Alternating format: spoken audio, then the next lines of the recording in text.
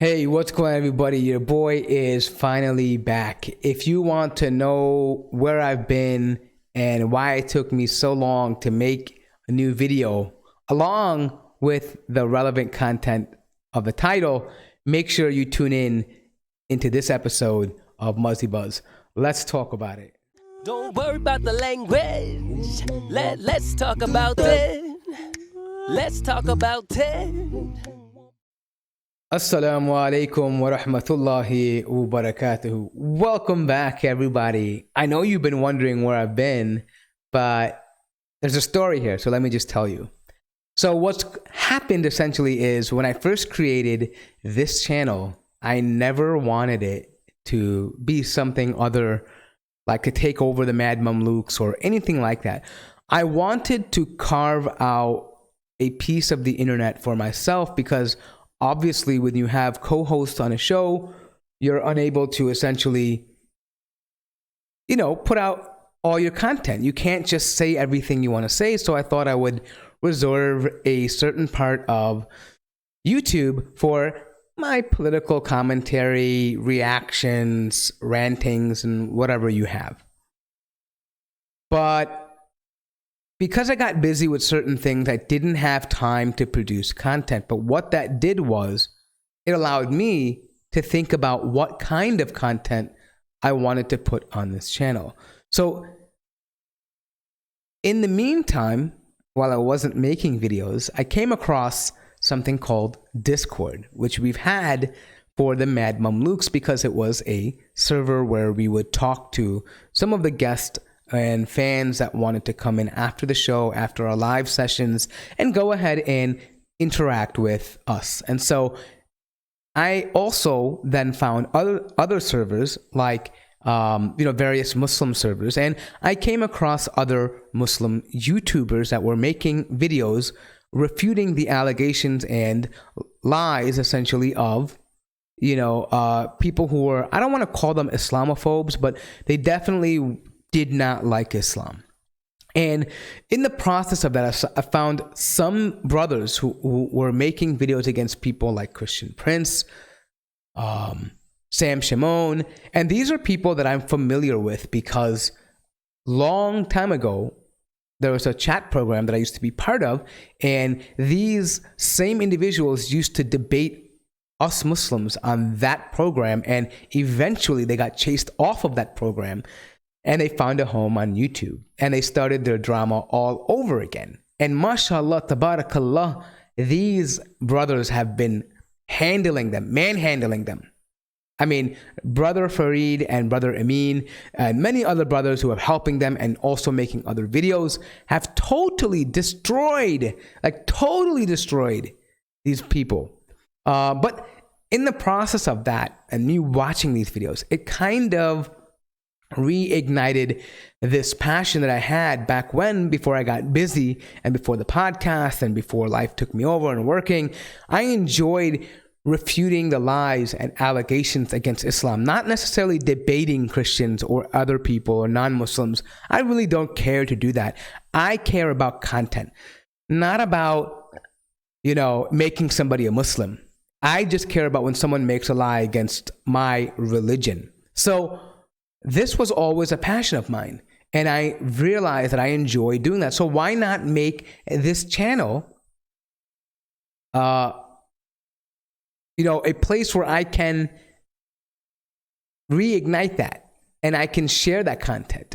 And so that would be a good portion of the quote reactions. Now, I'm not saying this is all I'm going to do on this channel, but for a large part, I will be doing a lot of these videos that will refute some of the lies and slander against Muslims and Islam in general. So with that being said, I have come across an individual by the name of Abdullah Samir, and he has been making videos claiming that he's an ex-Muslim. I didn't know who the guy was. He left Islam a few years ago, and apparently he was a practicing Muslim, and he left Islam, and he's making videos essentially that are trying to call people away from Islam or wake them up to what the religion of Islam really is. And so I decided that would be a good start because I came across that video. If there was perhaps somebody else that I came across, I might have done that one first. But this is in no particular order. It's just based on what I get. People can curious cat me and drop in reaction videos or or suggestions or whatever. And this was among one of them. And so I decided to go ahead and pick that video. So we're going to go ahead and get right into what the content of his video is. Now keep in mind it's about 2 hours long and we're not going to go through the whole thing. I don't have the patience for it, but I'm going to go through a bit of what I did and what I did listen to, and then we'll talk about that. So let's get right into it. Okay, so now we are going to take a look at the video. Now there's a video, again, it's titled "The Quran is the Biggest Proof Against Islam." Ooh, 1400 years later, Abdullah Samir finds out the Quran is the biggest proof against Islam. But let's get into the video without further ado. Let's go ahead and play this. That's the problem. So the problem is the Quran is claiming to be inimitable. It's claiming to be a distinct, unique speech that nobody can copy. Exactly. Yet it's copying pre-Islamic poetry. Exactly. Now, what I also want to show you guys is there are actual pre-Islamic poetries or verses. Like we uploaded a video where I recited about, I think, 3-4 different poems from either before Muhammad around his time. And one of them is what we named as Surah Shariq, which was from I think a female poet. And it literally has the same words as the Quran. It sounds very similar. You can look at the whole video. I recited it in the Quran style. It goes like, وَاللَّيْلِ الْغَاسِقِ وَاللَّوْحِ الْخَافِقِ وَالصَّبَاحِ الشَّارِقِ وَالنَّجْمِ الطَّارِقِ. That's the same star that the Quran mentions in Surah Najm. Okay, wait a minute. Let's go ahead and take a look at the content that he's talking about. So they made another video on the side, which is called The Meccan Poet. And here is wonderful, solid rock man, Abdullah Samir. Okay, let's see what he says.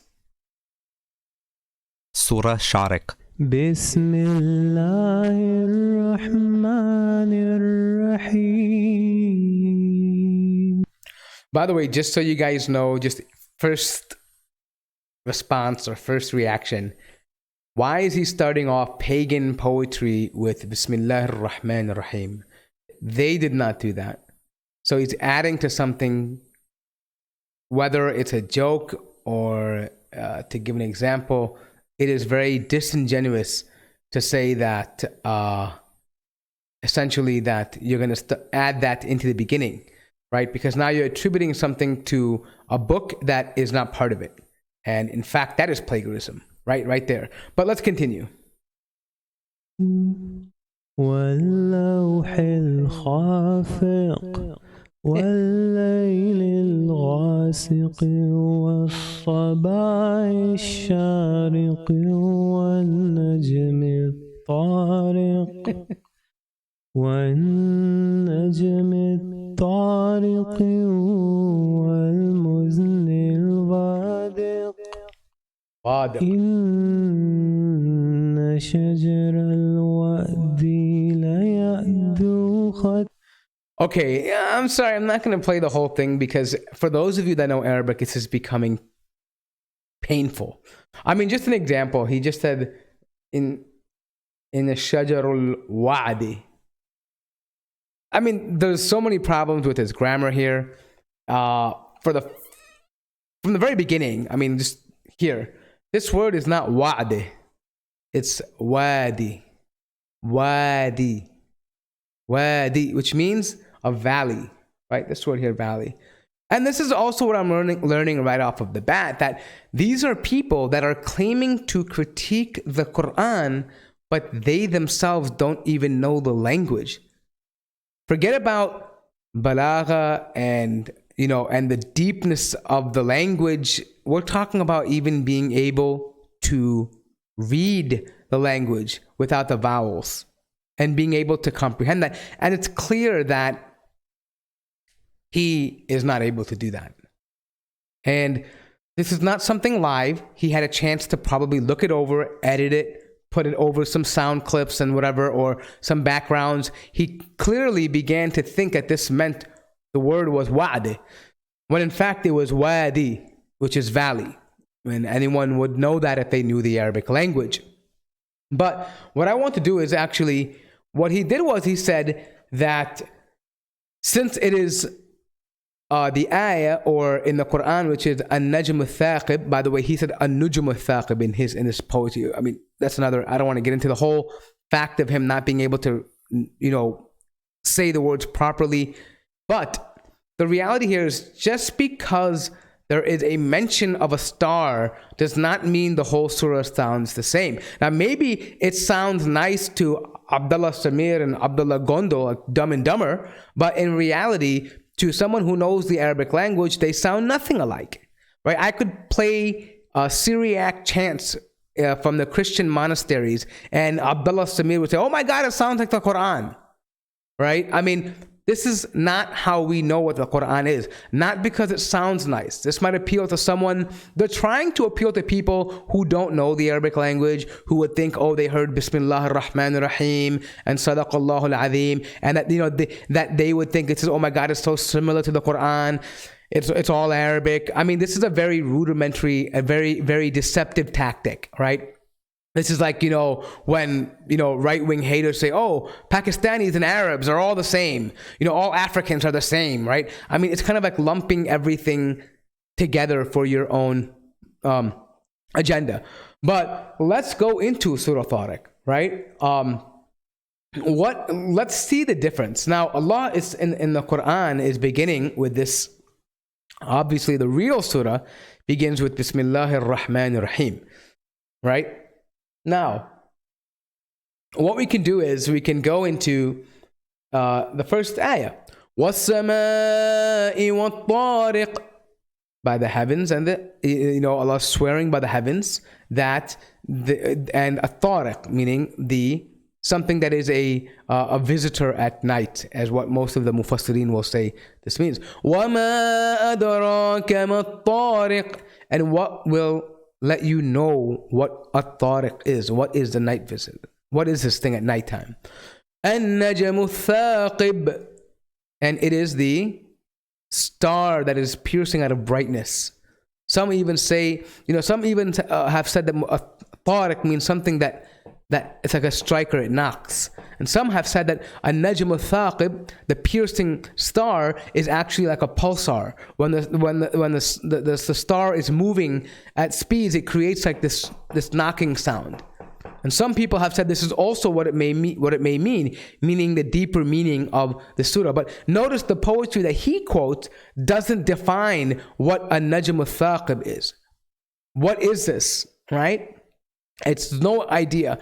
But what's interesting is that now Dumb and Dumber, Abdullah, the two Abdullahs here, they don't realize that they think that the Quran is being incoherent when it's then all of a sudden switching up to the ayah right here in ayah number 4, where it says, In kullu nafsin lamma alayha hafiz. And it's saying that there is no human being, there is no one that is there to protect them, essentially. Why is Allah mentioning this? Allah is saying that over you, you're wondering what this thing is over you at nighttime in this vast universe. You have no idea what is above you. You have no idea what's coming above you. You cannot control it. You are at mercy of your Lord, pretty much, right? Meaning that there is something above you, watching you, perhaps even, intruding on you. And you don't feel safe and secure. So Allah is saying that there is no protector for you, right? You have no, right? You think you're solid, you're protected, but you're really not. فَلْيَنْظُرِ الْإِنسَانُ مِمَّا خُلِقَ. And then it says, so let man think about what he was created from, or what he is created, how he is created from, or what he is created from. خُلِقَ مِن مَّاءٍ دَافِقٍ. and he is created from a fluid which gushes forward. يخرج من بين الصلب والترائب, and it's proceeding from between the backbone and the ribs. Okay, إنه على رجعه لقادر. So Allah is saying here, let's rewind just a little bit, that there's a tariq which comes over you at nighttime, which you have no power over. You are small in compared to all of this. And then Allah said that you are created from a drop or from sperm, which you don't like, essentially, and you are helpless. You are born from your mother's womb, and you are helpless, and even now you're helpless. And then it goes on to say, إِنَّهُ عَلَى رَجَعِهِ لَقَادِرٌ. Allah can verily bring you back to life. يَوْمَ تُبْلَى السَّرَائِرُ. And the day when all of your secrets will be exposed or will be examined, right? فَمَا لَهُ مِن قُوَّةٍ وَلَا نَاصِرٍ. And this day, man will have, and that time man will have no power and no helper. وَالسَّمَاءِ ذَاتِ الرَّجْعِ. And by the sky, Allah is taking an oath again, that by the sky that have the rain which it comes down over and over again and again, right? وَالْأَرْضِ ذَاتِ الصَّدْعِ. And that the earth that splits open and it gives vegetation, and it takes the water and nutrients. Now, why is Allah doing this? It sounds like Allah is talking about the sky, then human beings, then the water, rain coming down, and vegetation. What is the purpose of this? Allah is reminding you that of His might. He's reminding you that there is watchers over, that He's watching over you, and that similarly, that you are helpless, you have no control over this, and that He, from beneath you, He can bring you back to, He will raise you from the ground, and He can bring you back to life. This is His power. Just like He brings vegetation back to life with rain from the heaven, it comes down, Allah sends down rain, and He brings back the earth back to life. He can definitely bring you back to life, and He will bring you back to life and examine everything that you've done, right? And the rain is a parallel almost like to wahi in Revelation, because when you have rain, there are three possible scenarios, right? Either the rain comes down and the earth absorbs the rain, and from that you find growth from the earth like vegetation. Or you have rain that comes down to the earth and it moves away and it goes somewhere else, and animals will benefit from it, from a puddle or a stream or a lake, whatever it is, and animals will benefit from it, and they'll drink from it, and life will survive from that, right? And then you have a third possible scenario where rain comes down and nothing benefits. I mean, the animals don't, the trees, the vegetation, nobody vegetates from it. It just goes back into the water stream and nothing happens to it, right? It goes back into the ocean, whatever it may be, right? Now, this is also like revelation. You have revelation wahi that comes down. A person is willing to accept it. He considers it. He accepts, he acts upon it, and he comes back to life, spiritually speaking, because the Quran rejuvenates him, right? Then you have a second possible case where the Quran is sent to somebody. He listens to it. He may not benefit that much from it, but he passes it on to somebody else, right? Shares it with somebody else, and they benefit from it, and they come back to life. They are rejuvenated by the Quran. And then there's a third possible scenario where the Quran has no effect on that person at all. It slides off of him like the water slides off the earth, and nobody benefits from it.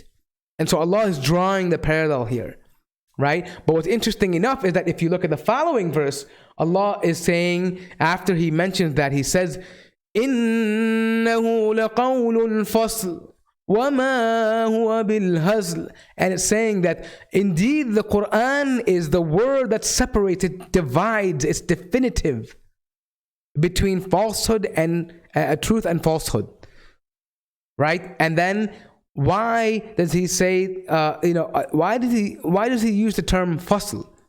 From my understanding, Allah could have used the word fisaal, which is what they would have used when you're making necklaces or beads, and you have special gems and rubies or whatever, and you want to put it onto a string, and if you want to separate them, you put some cheaper material in between it to space it out. This is called fisaal, meaning it's to separate the good from the mediocre, or from the good from the bad, right? Allah could have definitely used that word, but He uses the definitive term fasal, meaning it is defining the separation, and the only one that can define separation is the one who has power. So Allah is reminding you that while He reminded you come from a drop, you come from sperm, you are born, you are helpless, right? Allah can bring you back to life. He's reminding you of His power, that He is the one that can divide truth and falsehood, not anybody else. And then He goes on to say, وَمَا هُوَ بِالْهَزْلِ, that this is not an amusement or a game. This is something that is it's serious, and Allah is the one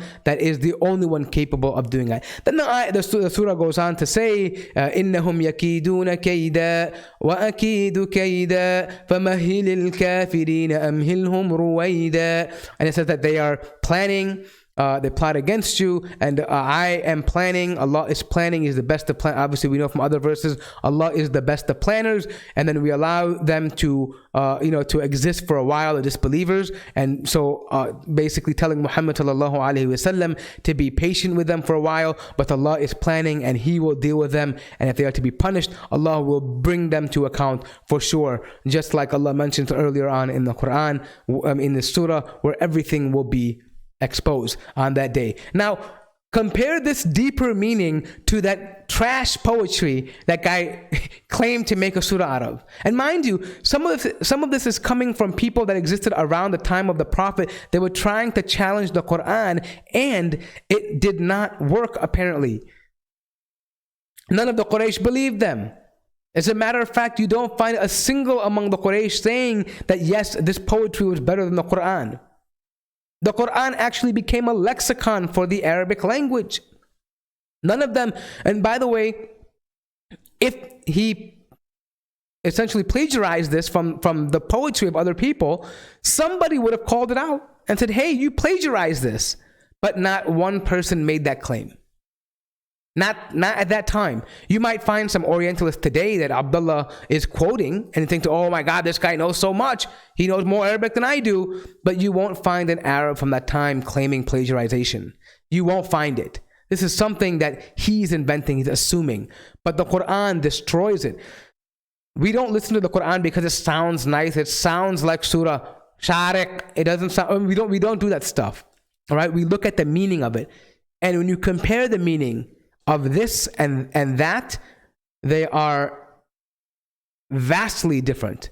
I mean, the differences are vast and wide. It's incomparable to that. It's not just because of the way it sounds like. People can sing songs and be motivated by songs and different sounds and humming sounds that has nothing to do with the deepness of the Quran. And this is their ignorance. So, anyways, I think I've kind of exposed this as a bunch of essentially like lies that they're trying to propagate in order to make themselves feel better about this, right? But in reality, when you compare it, the problem is fundamentally you have two non-Arabic speakers who are claiming to make these arguments when in fact they are not the ones who came up with the research. They don't know the grammar of even the poetry they're reciting, yet alone even being able to recite it properly. And now they're trying to compare that with the Quran. If you notice in the comparison, they're comparing how it sounds. They're comparing how it sounds, not the content. And a thinking mind focuses on the content, not just the sounds. For those of you familiar with hip hop, you will know that, hey, anyone can make a dope beat, but we listen for the lyrics. You know, how is the wordplay? What's the meaning behind it? Is there consciousness in it? And you compare that trashy poem that he quoted and tried to make into a surah with the Quran, and it fails in comparison. So that point has been refuted. I'm going to make maybe perhaps a few other videos about some other points, but nonetheless, I wanted to make this video to address that issue. I hope you guys enjoyed it. Make sure to hit the like and subscribe button and hit the bell so you're notified every time I release new content.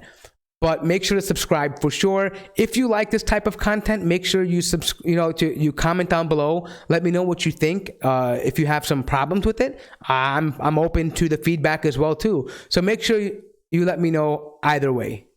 So this has been it for this video. So until next time, let's talk about it. Assalamu alaikum wa rahmatullahi wa barakatuh.